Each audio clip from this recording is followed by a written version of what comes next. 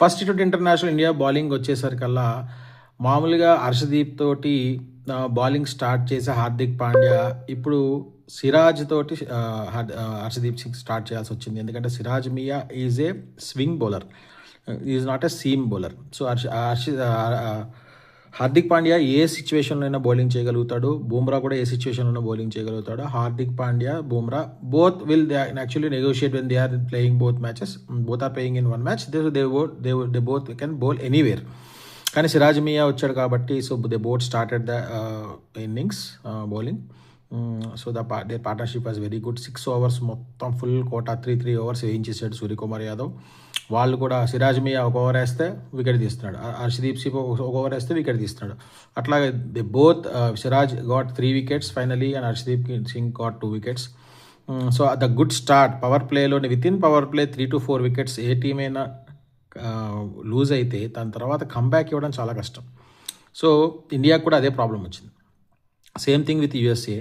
దాని తర్వాత ఉన్న డౌన్ ఆర్డరు ఎంత ప్రయత్నం చేసినా నెగోషియేట్ చేయలేకపోయారు విత్ అవర్ ఇండియన్ బౌలర్స్. తర్వాత వచ్చిన బౌలర్స్ అందరినీ కూడా అక్షర్ పటేల్ కూడా couple of wickets దొరికినాయి.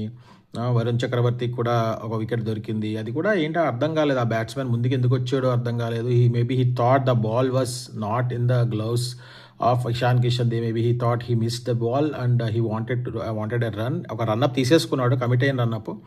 He couldn't come back and Ishan Kishan brilliant wicket stumping. So Varun Chakravarti got a wicket.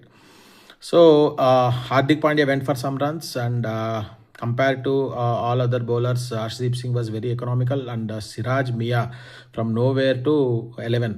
He came back and he proved that he is available. ఇద్దరు లేపొచ్చి పిలిచినా కూడా bowling చేసేసి ఇండియాకి మ్యాచ్లు విన్ చేపిస్తాను అన్నట్టుగా bowling చేశాడు.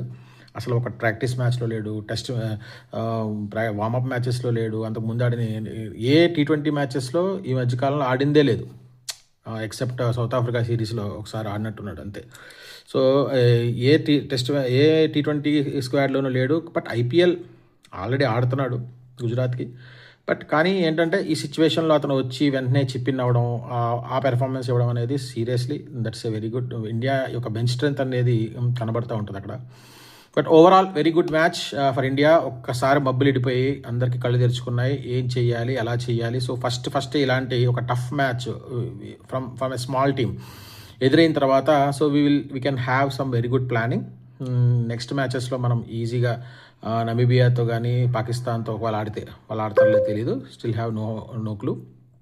ఆడితే ఈ గ్రూప్ స్టేజ్ మ్యాచెస్లో ఇప్పుడిప్పుడే ఇలాంటి ఛాలెంజెస్ ఎదురైపోతే ఫ్యూచర్లో మనకి ఏ ఇష్యూస్ ఉండవు కదా.